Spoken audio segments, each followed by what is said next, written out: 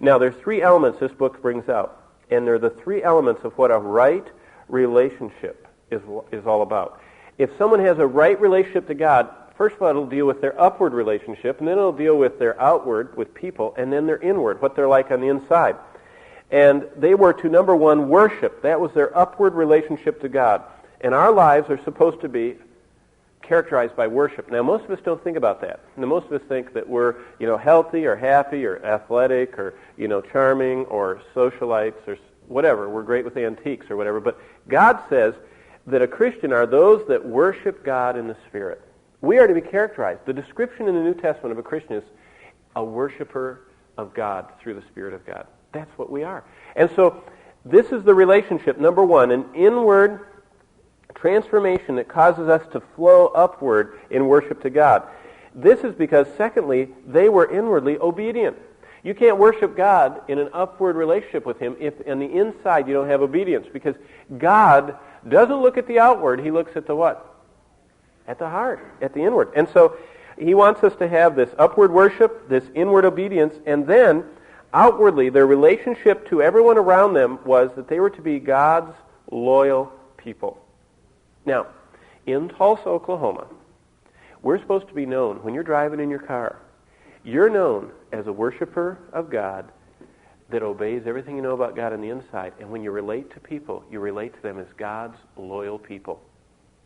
I was just at the Civic Center Monday night, and I bought shouldn't have, this is a confession, I bought one of those Polish sausages. Those things at the Civic Center are very, very bad for your health, I'm sure. And I also bought something for my son. And, in third grade, I learned how to add $1.75 and $1.75.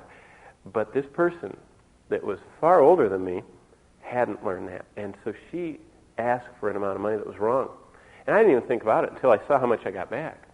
And I said, ma'am, those two things cost a lot more than that. I said, you should take this back. She couldn't figure it out, so I finally gave her back the amount she needed. You know why? Because the group that was at the Civic Center, I would have done it anywhere, but especially the group that was at the Civic Center was a Christian group. And I wanted her to know that Christians are loyal people of God, and we don't take advantage of someone else's misfortunes on any. And that's why if you go somewhere and if someone makes a mistake, and for your benefit, and you correct it, and they look at you aghast, you say, it's because I belong to the Lord. I worship God. He watches me all the time, and I want to have an outward loyalty to Him. Okay, here's a general outline of the book. The people of the Lord are in the first 9 chapters. That's the genealogy. Remember, that's the 3,500 years of people that the line of Christ came through. Then, in chapter 10 through 12, is the Anointed of the Lord.